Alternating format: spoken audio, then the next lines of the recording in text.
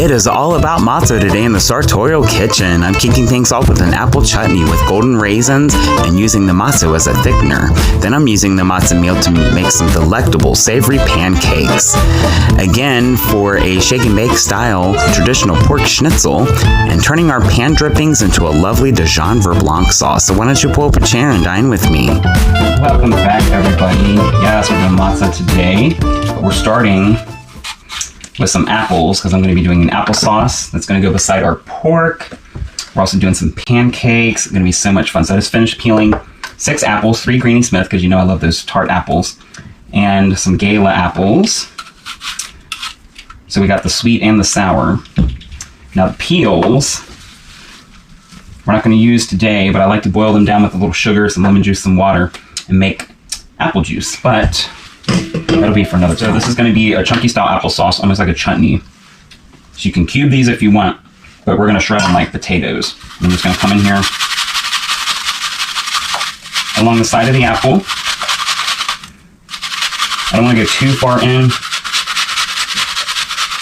I want to stop right before the core. And check the inside of that. And you'll notice you've got nice little strands. And then I just come to the other side here. Just until you get to about the center. We don't want that tough core. And we certainly don't want to get any seeds in this. All right. 1 apple down, 5 to go.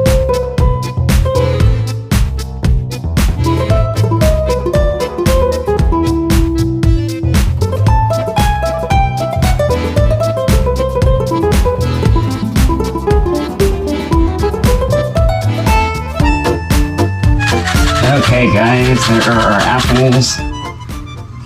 Again, check the inside of this gun here. Make sure we get all that out of there. Discard of our cores into our peels for the juice. And we've got about 3 pounds or so of apples. How about that? Now to keep these from going brown, I've got about a half cup of lemon juice. And as you'll see, the apples have already kind of released some juices of their own, which is great, but we're not done yet. We gotta sweeten this baby up. So I've got some white sugar here. And a half cup of the white sugar. So I want this to be nice and sweet, but we're also gonna add some nice spices to really flavor this baby up. And I've got some brown sugar here as well. And we're going to add a half cup of it as well.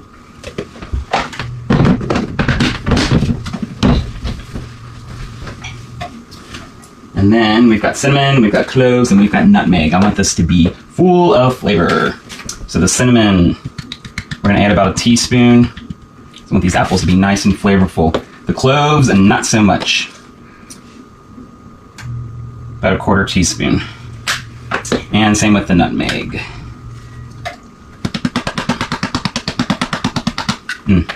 Clove and nutmeg is strong, so we're not gonna use quite as much of it.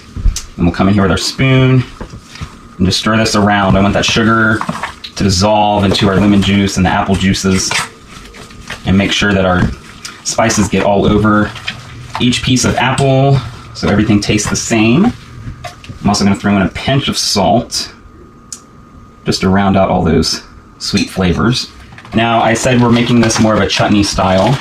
That's why I left the apples in nice little shreds. I'm also going to throw in some golden raisins here.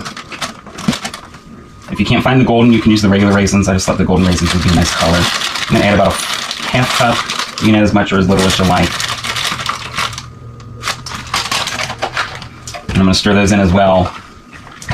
The golden raisins are going to soak up all these lovely juices here, and they're going to get nice and plump, so they caramelize beautifully when we go to cook this later. But for now, I'm going to pop this in the fridge to chill for a minute and let those flavors continue to marinate. Those apples are going to release more juices, and it's just going to get nice and flavorful. All right, now let's talk matzo. What is matzo? Matzo meal is the focus of the episode today, the star of the show, if you will. It's basically matzo crackers that have been ground up. So it's almost like a panko, but with matzo.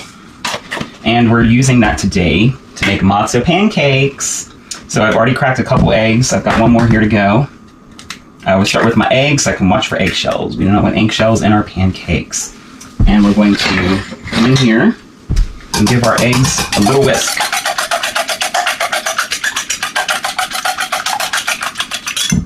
Gorgeous. Now to that, pinch of salt. And these are savory pancakes, but I am going to add a little sugar here.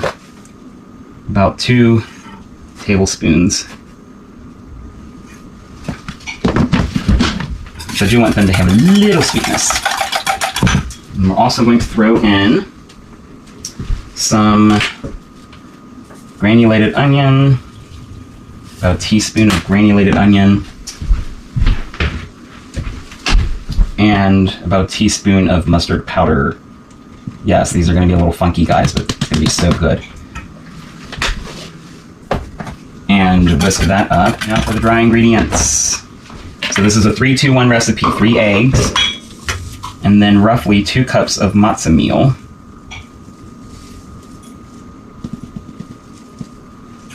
1, 2. Yeah, there we go. That's good. 1, 2. Right, so a couple more things before we finish whisking this up. Some baking powder. So I want this to rise and be nice and fluffy. I'm going to add about a half teaspoon of that. And I almost forgot the pepper with our seasonings here. About a teaspoon of the pepper. Like I said, these are going to be savory and sweet. And about a cup or so of water. If you need to add a little more, you can. I always start with a cup. Because you can always add more, but you can't take it out. And then we're just going to come in here and whisk that together until everything comes together.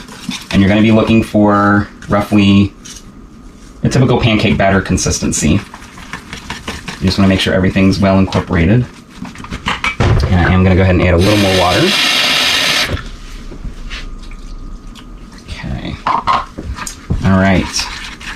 Yeah, that looks pretty good, guys.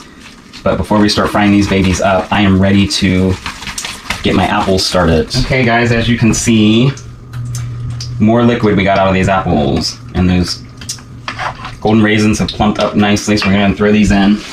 I've already got a pan here with a few tablespoons of butter that I've let brown, because that's going to give us just another layer of flavor, just a nice, rich nuttiness. I'm going to slowly dump this in because I don't want it all over me. Make sure we get all of that out of there. Beautiful. And I'm also getting my pan ready for the pancakes. So we need a couple tablespoons more butter. So these pancakes have lots of lovely flavor. So the apples, yes. Let me just give this a nice little stir. So I want to make sure everything gets that butter on it. Just lovely rich butteriness. Okay, that's good. One more thing for these apples, because I want these to be nice and funky and flavorful. A sprig of rosemary. I'm going to drop that right in. And just let that kind of meld. And as it cooks down, that rosemary is going to slowly release its oils, and it's going to flavor this whole thing beautifully. And then I'm just going to cover it with a lid. I've got it on a medium heat. And then we'll turn it down slightly when it starts to boil. And it's just going to reduce and get nice and soft and just delicious. And then we can move on to our pancakes. All right, I think our skillet is good and hot. We'll go ahead and get rid of our whisk and switch to a little ladle. I love this ladle. It's going to be the perfect size for our pancakes. We're just going to do some small pancakes, a little bit bigger than a silver dollar size, but not quite as big as a regular traditional breakfast pancake. And we're just going to do a few here. I don't want to overcrowd my skillet, or these are going to steam instead of cook through and get nice and crusty on the bottom. I'll go ahead and get my spatula ready. Make sure these guys aren't touching so they'll flip. And they're literally just going to cook a few minutes on each side. You'll see where the edges start to brown. That means it's ready to flip. The trick to pancakes is never flipping too early. Right, I'm going to check my apples here. Look at that. Beautiful. As these continue to cook, that liquid's going to reduce and they're just going to get nice and thick and tender and juicy. And speaking of tender, I think our pancakes are ready to flip. Let's see here. Ah, lovely. The first batch never really gets too dark. That's why they say it's always the test batch, because it takes a minute for your pan to come to the perfect temperature. But those edges have kind of curled up, which is what we're looking for. And then once you flip them, it only takes about a minute or so on the other side. Okay, our apples are starting to bubble away. So like I said, once they start to do that, we're going to turn it down to low. Somewhere between 2 and low, just to let them simmer. And just slowly reduce. That's why I'm using the lid. The lid's going to trap the heat and help cook the apples through without having to have a high heat. And I think our pancakes are ready to come out. Lovely. So I've got a little sheet tray here. I sprayed just a little nonstick on. And I've got my oven set to 325, just a very, very low temp, to keep these babies nice and hot while I fry all these up, because they're going to take a minute. And then our pancakes will stay nice and warm. So I'm going to pop these in real quick, just on a nice low heat. And we're ready for our next batch.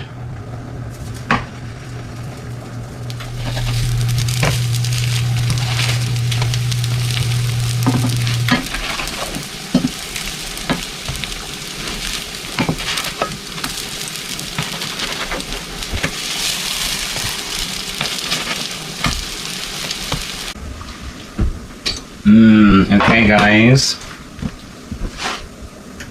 let's throw in our second batch on. You can tell our pan is the perfect temp now, because these babies are just a little thicker and a little fluffier. So I guess it's true what they say about the test batch.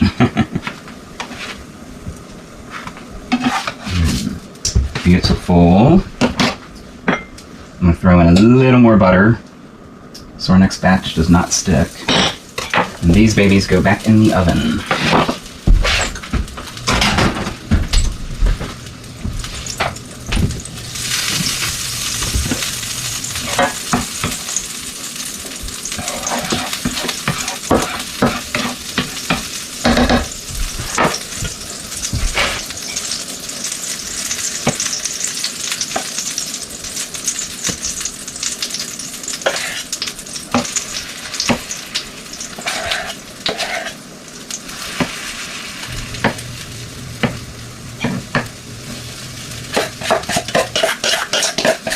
And I've got enough, I think, for one more. Perfect, yeah.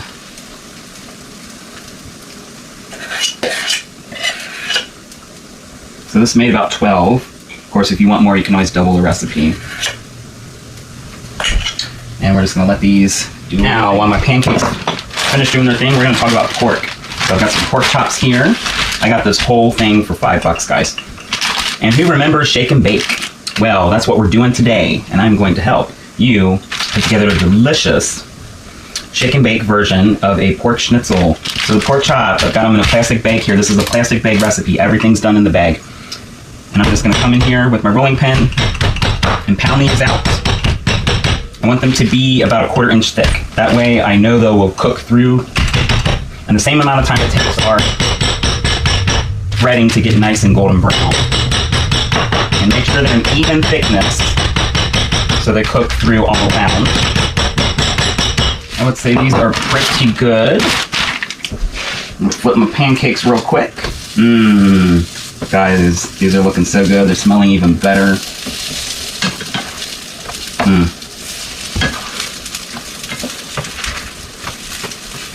Beautiful. All right, coating. We're gonna season these babies generously. We're starting with some salt, a couple teaspoons. These are 5 chops, so we need lots of seasoning. And a couple teaspoons of pepper, more of our ground mustard. About a teaspoon of that, not as much. A teaspoon of our onion powder. Some granulated garlic, again about a teaspoon.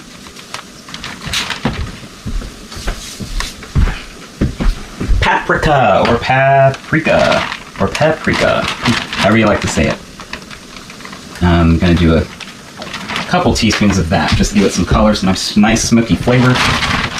And last but not least, our matzo meal. about 1.5 cups to 2 cups, depending on how big your chops are by the time you pound them out. And I've got just a little left. Now we seal this baby up. Try and get as much air out as you can. And make sure the bag is sealed beautifully. And start shaking these babies up.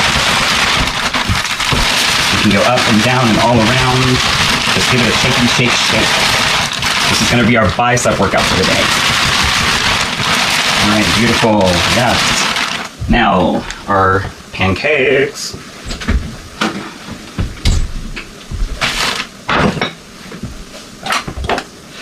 All right. There we go, out of the pan and onto our sheet. Guys, those look amazing. I'm so excited. Now, you're probably thinking, where's the pork gonna go? We're gonna use the same pan. Why give up all that flavor? This is one skillet meal, if you don't count the apples.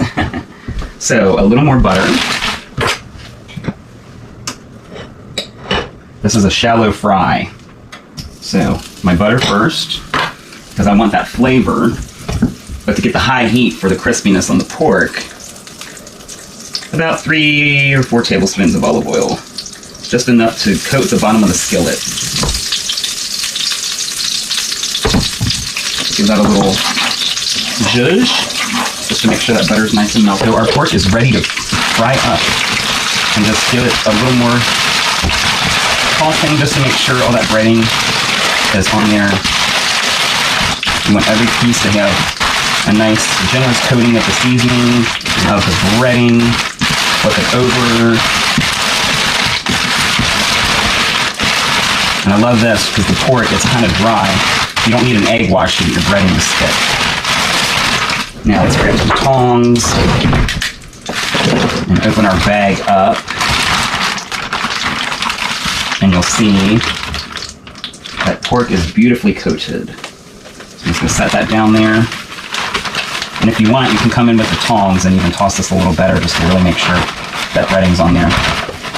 Nice, generous layer of it.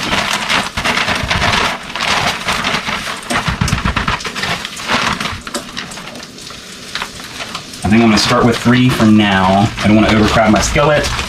Otherwise, we'll end up with steamed pork and not schnitzel. Once this starts to cook down, we can add the others. So that's going to cook about 4 to 5 minutes on each side, just until it's nice and golden brown, and that pork is cooked through. Okay, and give these babies a flip. Oh, look at that beautiful golden brown. So these are more done. We're going to move them to this side of the skillet and add our last 2 pieces of pork. We are in the home stretch. I'm going to go ahead and shut off our oven. This pancake should be good and hot. And we're going to finish up our apple. So you can see they've reduced and that liquid's reduced. And our rosemary has reduced. And it's just so fragrant. Oh my gosh. Yes. One last thing for the apples to help thicken it up a little more. I've got some more of our matzo here. About a 1/4 cup. So kind of like for baked apples, how you would do cornstarch to take up some of the soupiness. Our matzo. What's great about the matzo, it absorbs liquid, much like a cornstarch would. I'm going to start with about a 1/4 cup. We can always add a little more if we want. Maybe another teaspoon or so. And just stir that in. Beautiful.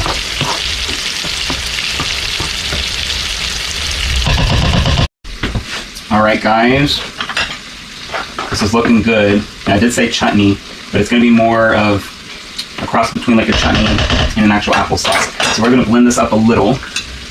I'm just going to come in here. I still want this to have some good texture, so I'm not going to break it down too much. I just want to cut through some of those apple shreds and just give us more of a, like a textured applesauce, not quite like a puree. That looks pretty good. Of course, we can always come in here and Give it a little taste. Beautiful. Turn that off. Move it back. These should be ready to come out. So let's grab our pancakes. Voila. And set that down. I'm going to move all of the pancakes to one side. So I've got room for this pork. Yeah. Guys, Okay. I'm going to flip these babies over. Oh yeah, beautiful, beautiful, beautiful. And if any of that matzo gets loose like that, don't worry, because it's going to help thicken up the little pan sauce we're going to make from the drippings. Now let's check these guys. 165 is that magic number. Pork, like chicken, has to be cooked through. It cannot be under. However, pork can be medium well, whereas chicken has to be done. So 150, 155. So there's just a tinge of pink, and it's nice and juicy. And we are there. And I'll set these guys down.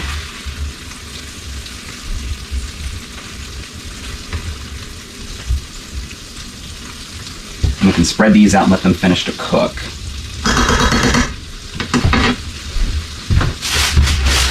Grab a little foil, cover these up to let them rest, so they stay nice and warm, and those juices stay inside. All right, there we are, ladies and gentlemen, 150 exactly. I'm going to take these out because they're going to continue to cook underneath this foil just slightly until they're nice and tender and juicy.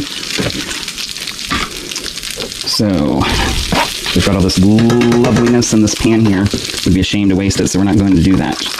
I've got some shallot and some garlic here. These are 2 small shallots and about a tablespoon of garlic. Because you know me and my jarred garlic. And we're just going to give this a little stir. The shallots release their juices and pull up all these lovely brown bits. It's a form of deglazing. Come in here with a little salt. It's going to help pull out the rest of the moisture from these shallots. A little pepper for some flavor. And just let those cook down. Okay, so this just goes until those shallots are nice and translucent and cooked down beautifully.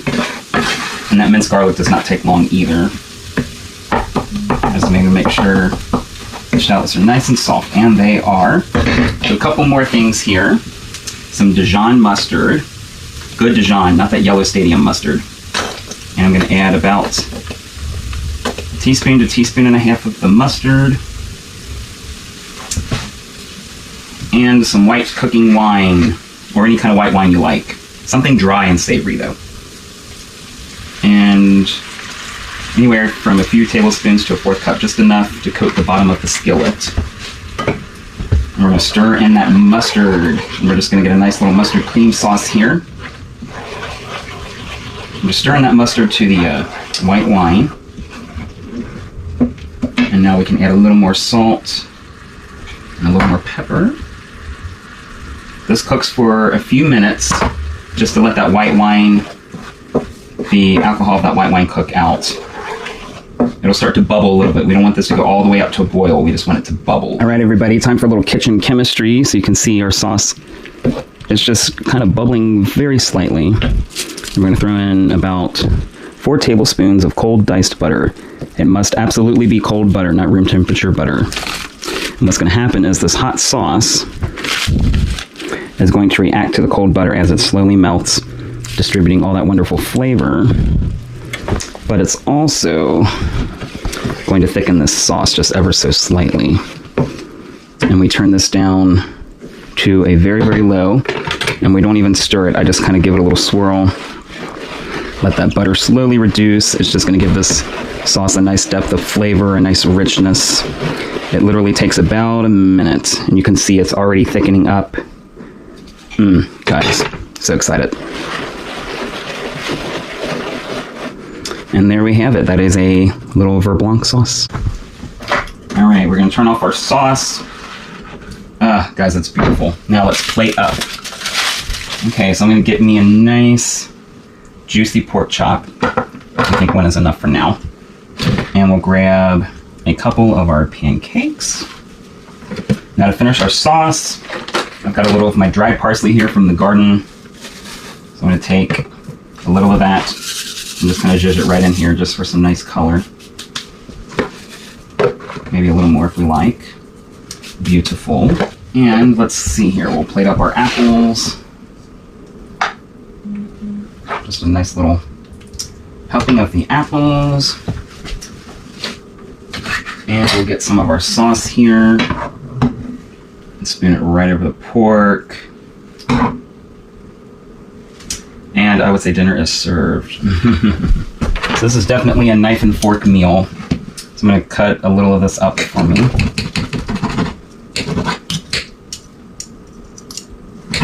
I'm very excited to try the pork first, so let's give it a look. You see here. Look at that. Nice and tender and juicy. Listen to that crunch. Just a little bit of crunch from the mazto on the outside. It's nice and tender and juicy. Pork can be tough when it's overcooked, which is no fun. And I want to make sure I get some of this luscious sauce here. The sauce, it's buttery, it's rich. You get just a hint of that Dijon. Now the apples. Warm, nice and soft. The acidity from the lemon juice has cooked down nicely. You get all those warming spices. Just the right amount of sweetness. Then you bite into one of those golden raisins, and it just bursts in your mouth full of flavor. So you could do butter, honey on these, syrup, but I like to eat it with my applesauce. So just come in here like that and sludge it through the applesauce. So that pancake, you can see all those lovely little flavors we threw in there. It's nice and firm, but it's not dense. It's soft, and it's great. Just a little bit of sweetness from that sugar we threw in there, but you're getting all those savory spices. Absolutely amazing. So I'm going to finish up here, guys, but I thank you, as always, for joining me in the kitchen. Please like and subscribe if you haven't yet. Hit me up in the comment section, and until next time, bon appetit.